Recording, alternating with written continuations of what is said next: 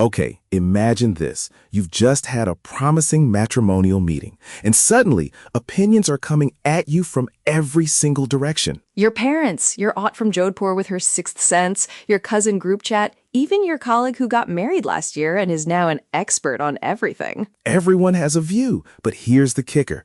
Almost none of it is actual information. Right? It's not an observation of the person in front of you. It's a report on their own hopes, their anxieties, their preferences. Exactly. So it's not bad advice, it's just unweighted data.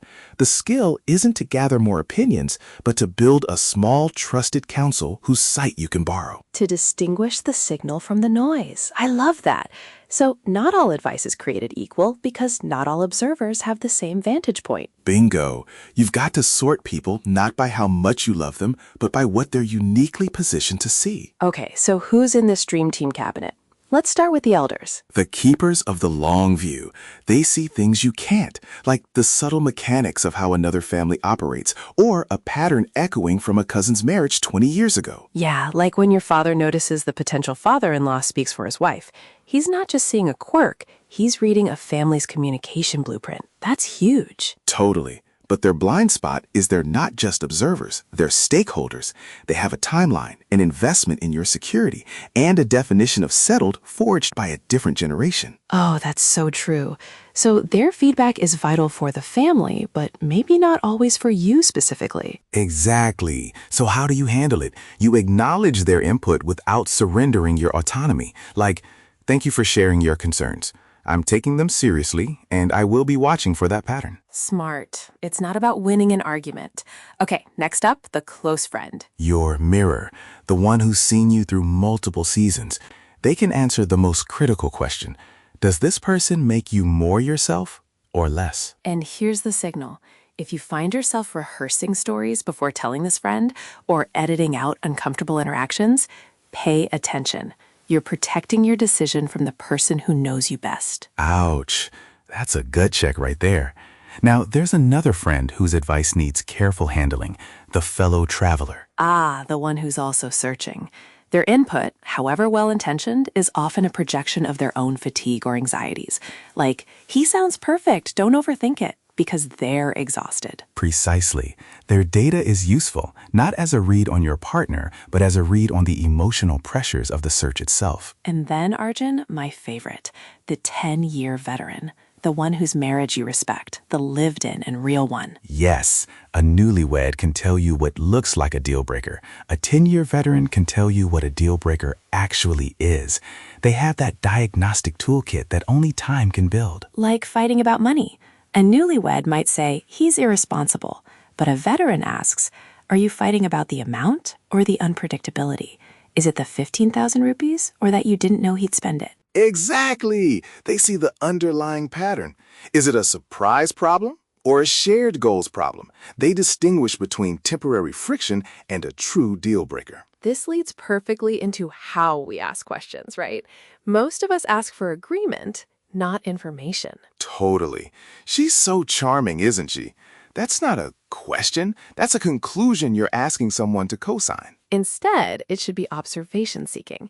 When she learned we had to cancel dinner, what did you notice about how she handled that news? And the real work is the follow-up. What was the one thing you were hesitant to bring up? That gives permission. That's when your sister might say, well, he interrupted you every time you talked about work at the clinic. That's not nothing. That's the beginning of a pattern, like Samir's brother, who saw the match was quiet and respectful in a formal setting. But then, in a casual bookstore trip, he saw that her quietness wasn't just respect. It was a reflexive apology for having knowledge. The setting changed, and the signal became visible. Wow. Okay, let's switch gears to a really important, often subtle pattern, the slow erosion of your counsel, a partner isolating you without you even realizing it. It rarely arrives as a command. It's more like a preference. Like Priya's fiancé, Rohan, after his weekly call with his brother. She'll say, he just seems so dependent on you. I worry it's holding you back. Or after a night out with friends, don't you feel like you've outgrown that scene a little?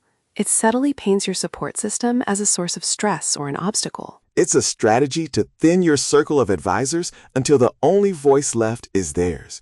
And because it's done under the guise of love, It's incredibly effective. So how do you test this? Hold a small, reasonable boundary.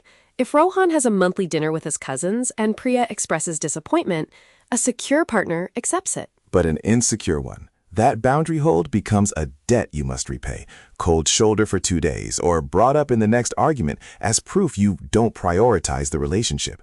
That's the critical information. Your autonomy is being treated as a betrayal. Oh, that's such a clear indicator. And what about the story we tell ourselves, Arjun? The omissions. Think about what you leave out when you describe your potential partner to someone you trust. Do you omit that she makes jokes about your salary that make you uncomfortable? Or like Anjali, who left out that her fiancé demanded to see her messages with a male colleague.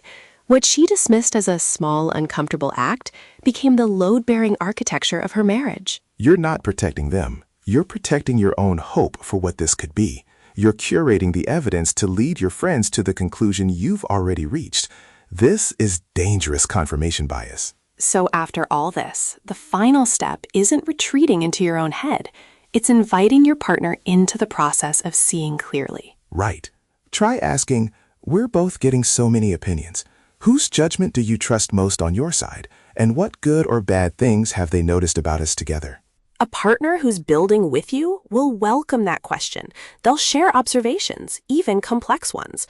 A partner who's building a reality around themselves, defensive, dismissive, evasive. That's when you know if us is a fortress to be defended or a home to be built in plain sight.